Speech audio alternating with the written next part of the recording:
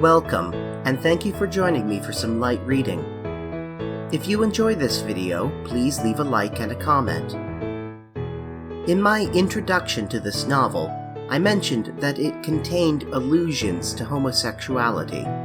In fact, the unpublished first draft, not to be confused with the first edition, was even more clear.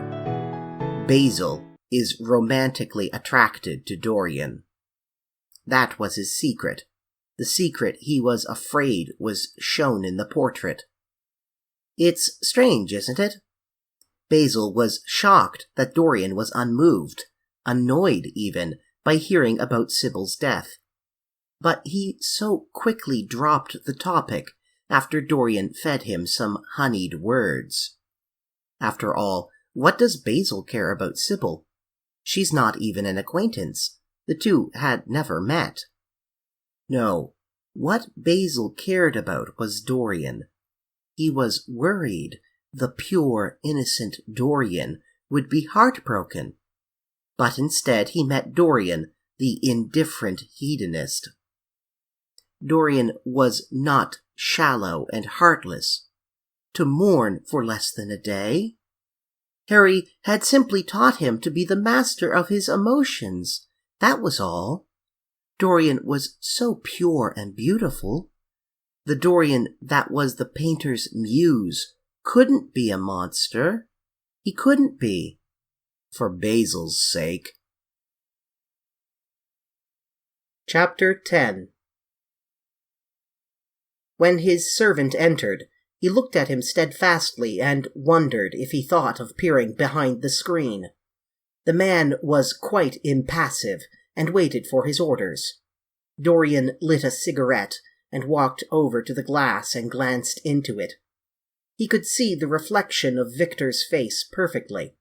It was like a pallid mask of servility. There was nothing to be afraid of there.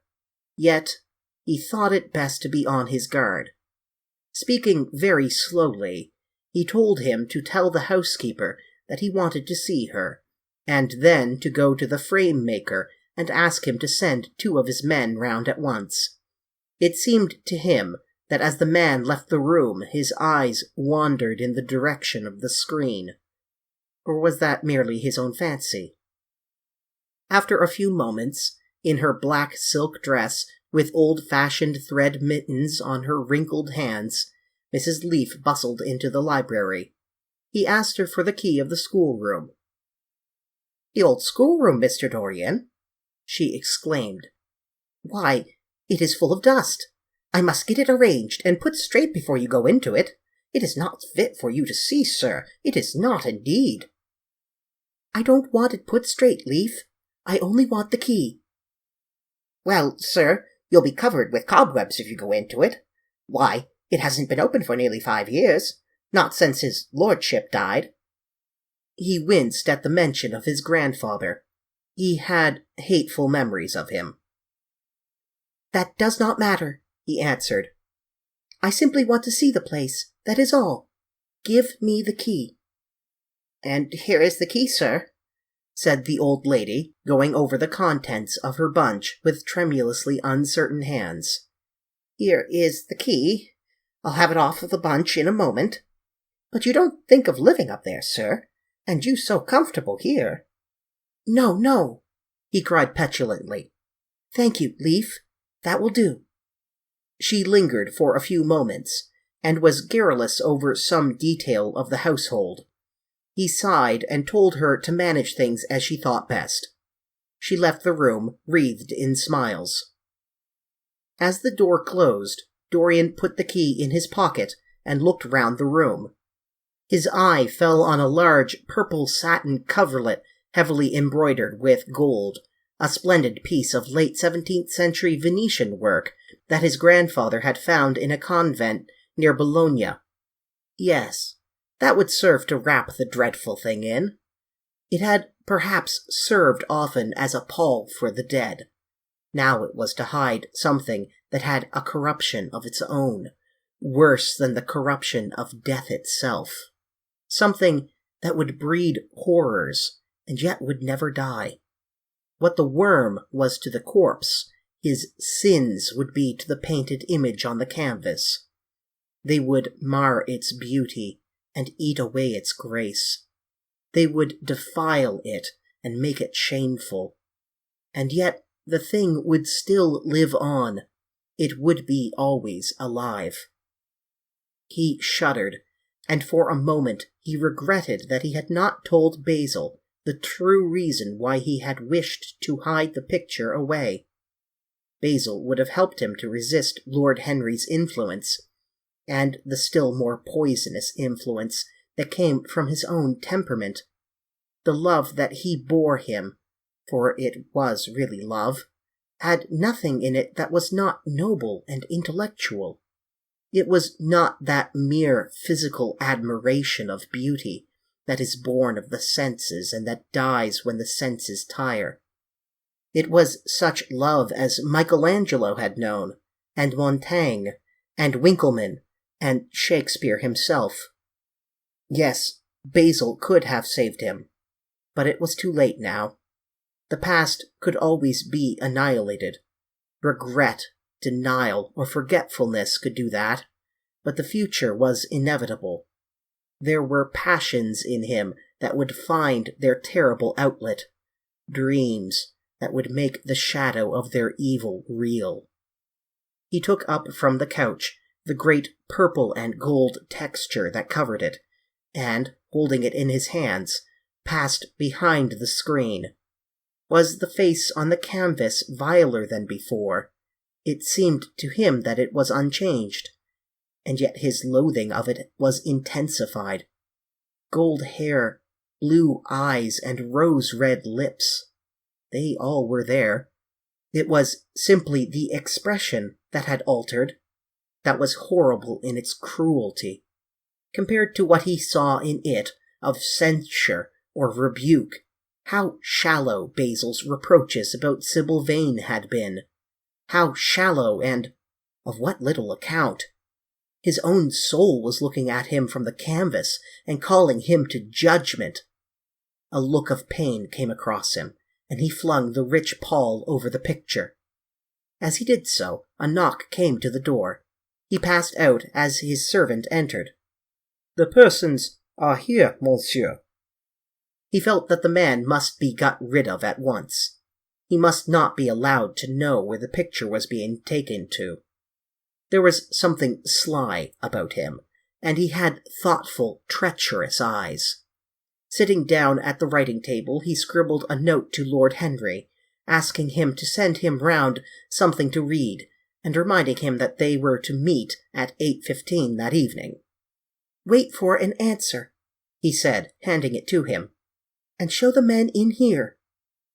In 2 or 3 minutes there was another knock, and Mr. Hubbard himself, the celebrated frame-maker of South Audley Street, came in with a somewhat rough-looking young assistant. Mr. Hubbard was a florid, red-whiskered little man whose admiration for art was considerably tempered by the inveterate impecuniosity of most of the artists who dealt with him. As a rule, he never left his shop.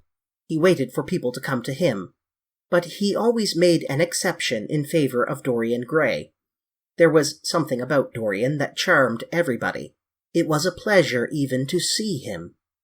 "What can I do for you, Mr. Gray?" he said, rubbing his fat, freckled hands. "I thought I would do myself the honor of coming round in person. I have just got a beauty of a frame, sir. Picked it up at sale. Old Florentine. Came from Fonthill, I believe. Admirably suited for a religious subject, Mr. Gray." "I'm so sorry you have given yourself the trouble of coming round, Mr. Hubbard. I shall certainly drop in and look at the frame, though I don't go in much at present for religious art, but today I only want a picture carried to the top of the house for me. It is rather heavy, so I thought I would ask you to lend me a couple of your men." "No trouble at all, Mr. Gray. I'm delighted to be of any service to you. Which is the work of art, sir?" "This," replied Dorian, moving the screen back. "Can you move it, covering and all, just as it is? I don't want it to get scratched going upstairs." "There will be no difficulty, sir," said the genial frame-maker, beginning, with the aid of his assistant, to unhook the picture from the long brass chain by which it was suspended. "And now, where shall we carry it to, Mr. Gray?" "Oh, I will show you the way, Mr. Hubbard, if you will kindly follow me. Or perhaps you had better go in front. I'm afraid it is right at the top of the house. We will go by the front staircase, as it is wider." He held the door open for them, and they passed out into the hall and began the ascent. The elaborate character of the frame had made the picture extremely bulky, and now and then, in spite of the obsequious protests of Mr. Hubbard, who had the true tradesman's spirited dislike of seeing a gentleman doing anything useful, Dorian put his hand to it so as to help them. "Something of a load to carry, sir," gasped the little man when they reached the top landing, and he wiped his shiny forehead. "I'm afraid it is rather heavy," murmured Dorian, as he unlocked the door that opened into the room that was to keep for him the curious secret of his life and hide his soul from the eyes of men. He had not entered the place for more than 4 years. Not, indeed, since he had used it first as a playroom when he was a child, and then as a study when he grew somewhat older. It was a large, well-proportioned room, which had been specially built by the last Lord Kelso for use of the little grandson whom, for his strange likeness to his mother, and also for other reasons, he had always hated and desired to keep at a distance. It appeared to Dorian to have but little changed. There was the huge Italian cassone, with its fantastically painted panels and its tarnished gilt mouldings, in which he had so often hidden himself as a boy. There the satin-wood bookcase filled with his dog-eared schoolbooks. On the wall behind it was hanging the same ragged Flemish tapestry, where a faded king and queen were playing chess in a garden, while a company of hawkers rode by carrying hooded birds on their gauntleted wrists. How well he remembered it all. Every moment of his lonely childhood came back to him as he looked round. He recalled the stainless purity of his boyish life, and it seemed horrible to him that it was here the fatal portrait was to be hidden away. How little he had thought, in those dead days, of all that was in store for him.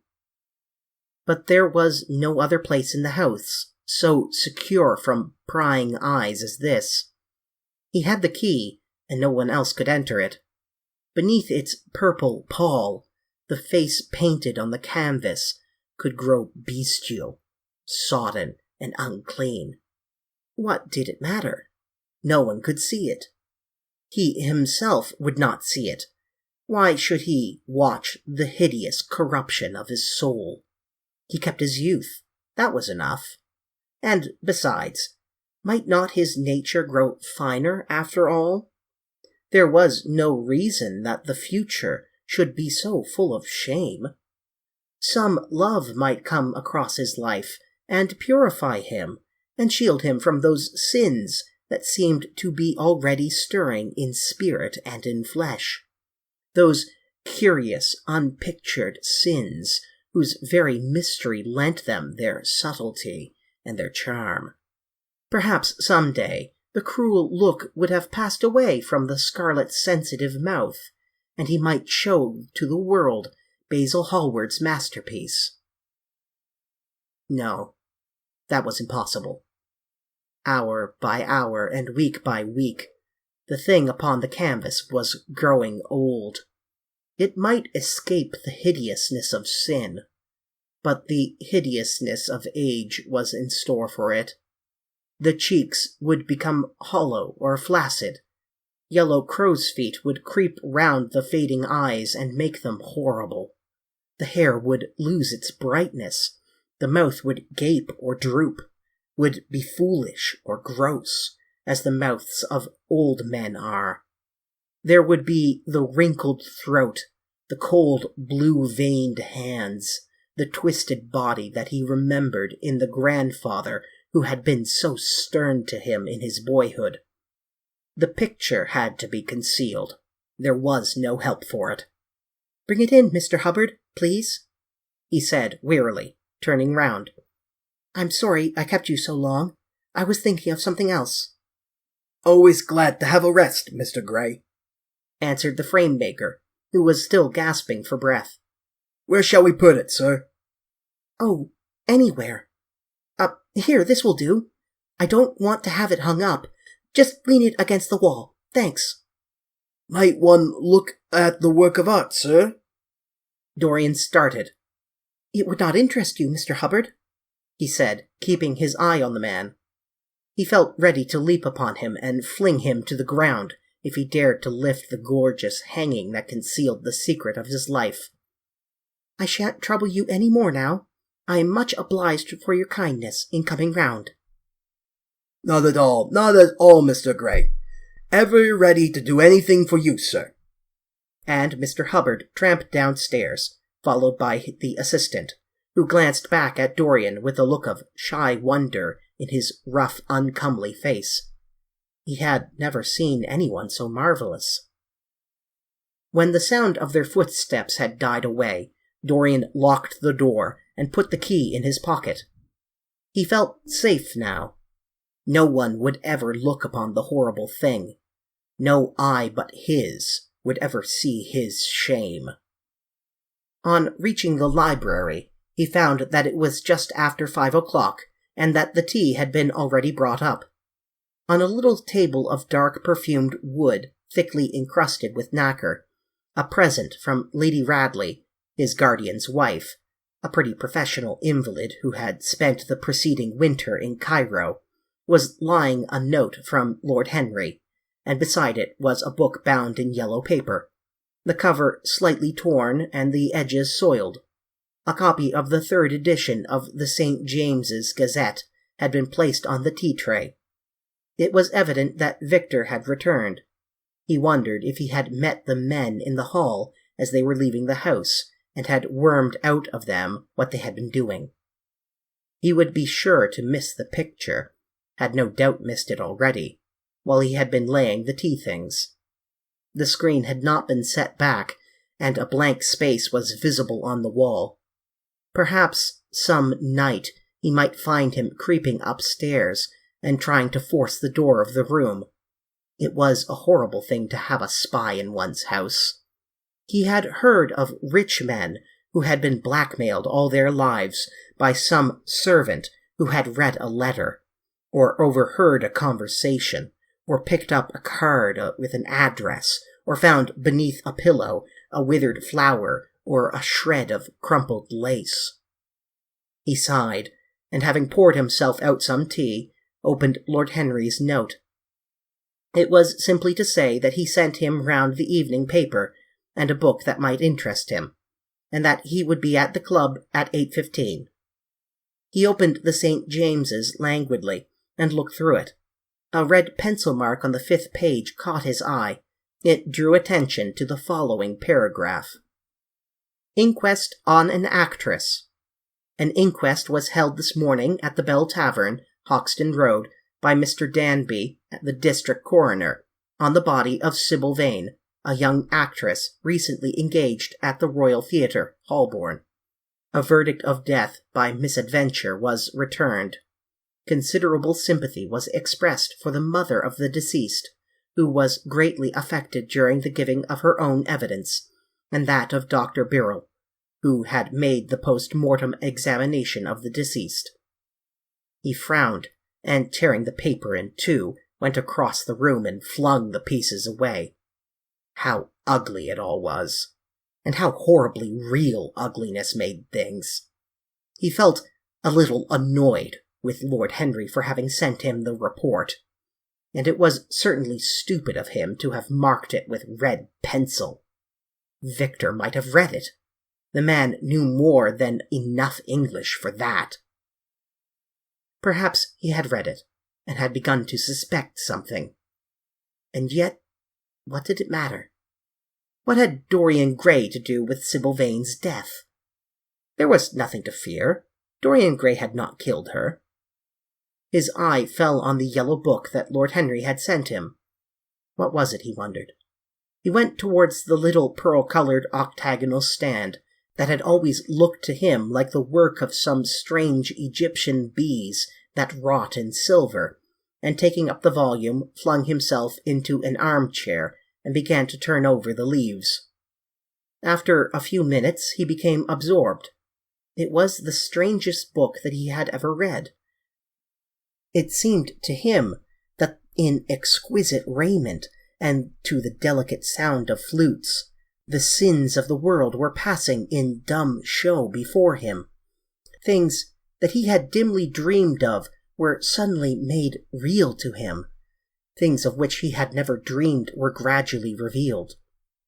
It was a novel without a plot, and with only one character, being, indeed, simply a psychological study of a certain young Parisian who spent his life trying to realize in the 19th century all the passions and mode of thought that belonged to every century except his own, and to sum up, as if it were, in himself the various moods through which the world's spirit had ever passed, loving for their mere artificiality those renunciations that men have unwisely called virtue, as much as those natural rebellions that wise men still call sin.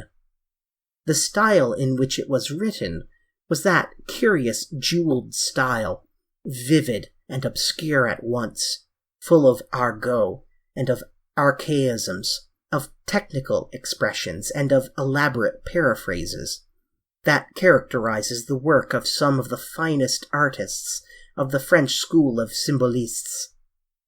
There were in it metaphors as monstrous as orchids, and as subtle in color. The life of the senses was described in terms of mystical philosophy. One hardly knew at times whether one was reading the spiritual ecstasies of some medieval saint or the morbid confessions of a modern sinner. It was a poisonous book. The heavy odor of incense seemed to cling about its pages and to trouble the brain. The mere cadence of the sentences, the subtle monotony of their music, so full as it was of complex refrains and movements elaborately repeated, produced in the mind of the lad, as he passed from chapter to chapter, a form of reverie, a malady of dreaming, that made him unconscious of the falling day and creeping shadows. Cloudless and pierced by one solitary star, a copper-green sky gleamed through the windows. He read on by its wan light till he could read no more.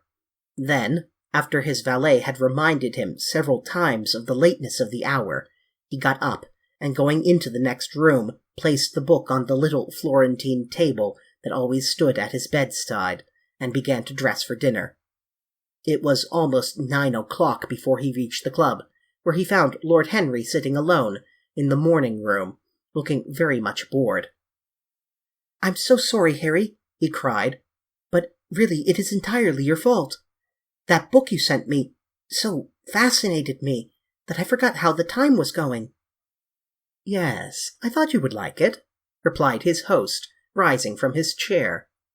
"I didn't say I liked it, Harry. I said it fascinated me. There is a great difference." "Ah, you have discovered that?"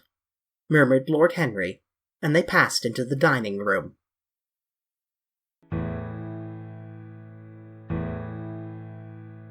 If you've enjoyed this light reading, please like the video and leave a comment. And until next time, may light shine upon your path.